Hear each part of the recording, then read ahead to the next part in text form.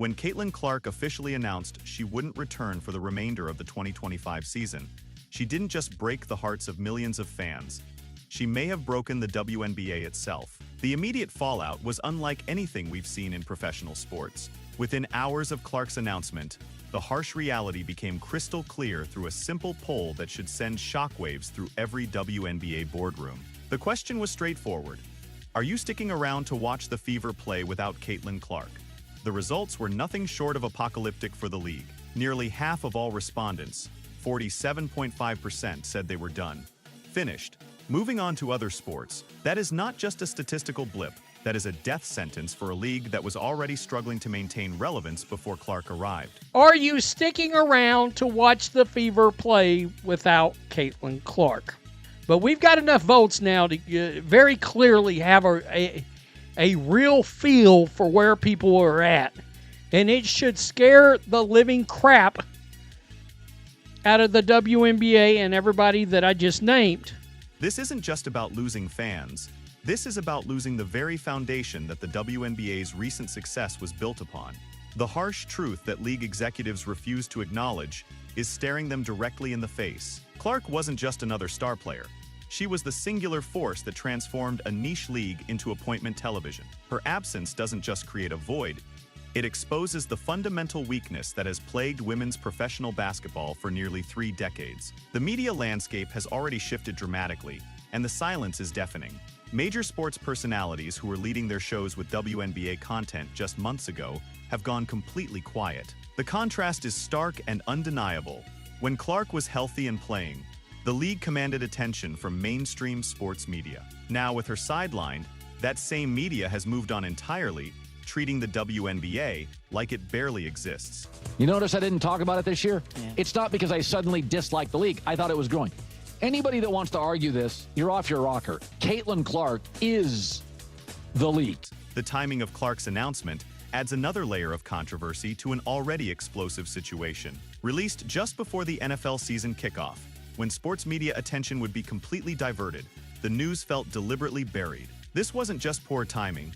It was strategic damage control that only made the situation worse. Fans who had been holding on to hope, buying tickets, and tuning in religiously suddenly felt manipulated and betrayed by an organization that seemed more concerned with managing optics than being transparent about their biggest star's condition. What we're witnessing isn't just the loss of a star player.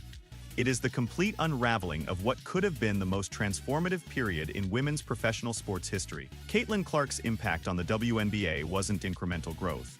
It was a seismic shift that elevated the league to heights it had never imagined possible. The comparison isn't hyperbole.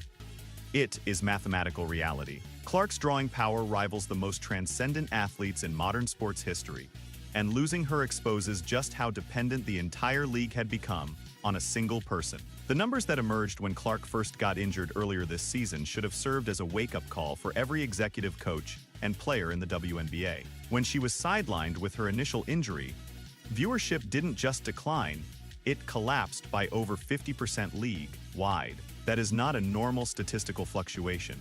That is evidence of complete market dependency on one individual. No other athlete in any major professional sport commands that level of influence over their entire league's viewership. When Caitlin Clark went out with injury in the beginning of the season, the viewership dropped over 50% league-wide.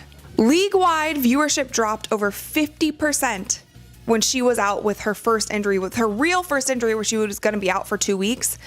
Over 50%. The WNBA had lightning in a bottle, and they not only failed to protect it, they actively undermined it. Clark represented something the league had been desperately seeking for decades: mainstream relevance and cultural penetration that extended far beyond traditional basketball audiences. She wasn't just attracting casual sports fans, she was creating entirely new demographics of viewers who had never paid attention to women's professional basketball before. The ripple effects were unprecedented, from sold-out arenas to primetime television coverage to major brand partnerships. But perhaps the most damning evidence of the league's mismanagement comes from the media personalities who were the WNBA's biggest champions during Clark's rise to prominence. These weren't casual observers or fair weather supporters. These were established voices in sports media who had built their platforms on covering basketball at the highest level. Their complete abandonment of WNBA coverage following Clark's extended absence speaks volumes about the league's inability to create sustainable interest beyond one player.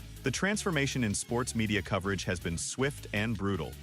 Shows that were leading with WNBA content and dedicating significant airtime to women's basketball have simply moved on. The contrast couldn't be more stark during Clark's rookie season and early in her sophomore year. Major sports personalities were making the WNBA appointment television. Now, those same voices have gone completely silent, treating the league as if it is returned to its pre-Clark irrelevance. How many times have you watched WNBA games since Caitlin Clark got hurt? Now think about this. It led our show last summer. A bunch. Oh, I think I led with it 6 times. I led with the WNBA. And either way, I talk about what I think is interesting. You notice I didn't talk about it this year? Yeah. This media exodus represents more than just lost coverage. It is a fundamental rejection of the WNBA's current product without its marquee attraction. When influential sports commentators who were willing to champion the league during Clark's peak completely abandon their coverage, it sends a clear message about the league's entertainment value and marketability. The WNBA isn't just losing fans, it is losing the media infrastructure that helped build its recent momentum. What we're witnessing may go down as the single greatest organizational failure in modern sports history. The WNBA didn't just lose a star player to injury, they systematically destroyed the trust and goodwill of an entirely new fan base that was ready to embrace women's professional basketball. The way this season has been handled, from the mysterious injury reports to the constant speculation about Clark's return, has created a level of cynicism and frustration that may be irreparable. This wasn't just bad luck. This was institutional mismanagement on a scale that defies comprehension. The Indiana Fever organization in particular has presided over what can only be described as a public relations disaster of epic proportions. Fans who invested emotionally and financially in supporting the team have been subjected to months of vague updates, conflicting timelines, and what many perceive as deliberate misdirection about their franchise players' condition. The erosion of trust between the organization and its fan base has been swift and devastating, creating a rift that extends far beyond this single season. The anger from longtime supporters and media personalities who champion the league has reached a boiling point. These aren't casual fans expressing disappointment. These are people who built their platforms around promoting women's basketball, who invested significant time and energy into covering the WNBA and who are now walking away entirely. Their departure represents more than just lost viewership. It is a fundamental breach of faith that reveals how poorly the league has managed its most precious asset. Singular. Meaning, people were tuning in to watch this league for a singular player and reason. Caitlin Clark. I've been locked into these Fever games, and trust me, they've been brutal to set through because Stephanie White's coaching style and offensive style makes me want to peel out my eyeballs with a spoon